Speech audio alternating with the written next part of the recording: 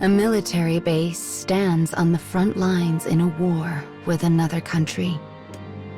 In one of its hidden corners, a young boy sits alone. His cheerless gaze is enough to fend off any who might seek to keep his company. He sharpens his blade, an act which serves as wordless warning for the man who ended his parents' life. But at that moment, another soldier approaches. The grin on his face suggests a scheme is in motion. "Captain wants you," he says. The boy grimaces despite himself. He does not believe he has done anything to warrant punishment, yet he knows he has done nothing to merit praise. This confusion annoys him, as does the constant thin smile of his compatriot. After a moment, he arrives at a decision. He will play along for the time being. The boy follows the other man, who soon leads them to a group of their fellow soldiers. He tenses, his hands curling into fists as he readies himself for a fight. And then, we survived the year. A raucous cheer erupts from the group. As the soldiers embrace each other with whoops of pure joy, the boy stands off to the side, dumbstruck. But when the drinking songs begin, he finally forces himself to accept the situation. They didn't bring me here to torture me. They brought me here to celebrate.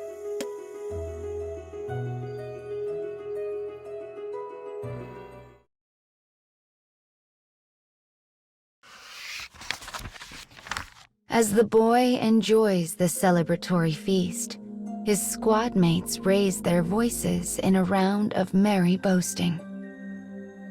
I was a demon out there. The enemy ran as soon as they saw me coming. Yeah, but I'm the one who claimed their leader's head. The boy finds himself shaking his head in silent disapproval of this carefree swagger. Suddenly, a glass of strong drink is placed in his hand. "Enjoying yourself?" asks a calm voice. It belongs to their leader, the one they all call Captain Craven behind his back. The men of the squad have long scoffed at how quick their captain is to retreat from battle, and the boy shares their dim view of his competence. "How was this year for you?" continues the man. Though the questions are meant as the easiest of small talk, they lay as stones on the boy's heart. For despite an entire year of searching, the object of his revenge remains as distant as when he began. Thinking of this, shame suddenly pierces his chest like a bullet, and he absently tosses the cup aside. The crisp shattering of glass brings the hall to silence. Thick, red liquid slowly pools across the ground. It reminds him of his parents. Ignoring the captain, ignoring his companions, the boy bolts up from his seat and flees the hall.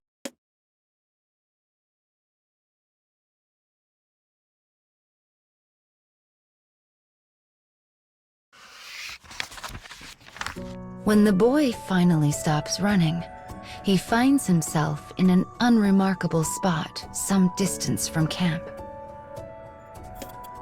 His body is quaking with shame, regret, rage. What have I even been doing for the last year? Buffeted on all sides by a sense of helplessness, he erupts in a scream, launching every vile oath he knows into the uncaring wind. But as he fights to regain the breath he expended on his outburst, the captain suddenly appears. The boy shoots him a glare filled with resentment. With his fevered breathing finally under a modicum of control, he stares at the man and issues his own order. "You will send me to the battlefield." The captain's eyes waver as he attempts to read his subordinate. He's a coward through and through, thinks the boy smugly. He'll do it. He has no choice. But instead, the captain shakes his head and meets the boy's stunned gaze. "No," he says, "I will not. I won't send out a soldier who isn't ready." The boy's brow furrows with a mixture of doubt and surprise. But the captain continues, almost as if trying to provoke him. "Your worries control you. You know that, right? And if that doesn't change, you will fail." The words are a jagged thorn in the boy's very soul. Unable to control himself, he lets out a feral scream and rushes his captain.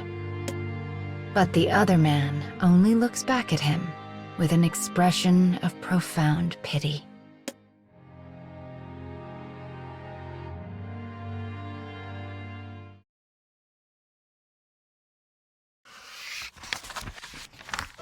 The boy's vision is red, his mind madness. He can think of nothing save savaging the human standing in front of him. But his assault finds only empty air. The captain sees through his attack and sidesteps it with a casual grace that speaks to his long years of experience. The boy stumbles as he misses, his arms flailing pitifully in the air. A moment later, one hand makes a sad thump of contact with the captain's chest before slowly slipping away. The boy is crestfallen beyond all measure. But rather than chiding the boy, the captain takes a step back and speaks to him in a calm and measured tone. "You have things you want to accomplish. I know this. And that's why I'm so proud that you made it through the year. You're making progress. And if you can just manage to stay alive, I know you'll do great things." The boy stares back at him, stunned.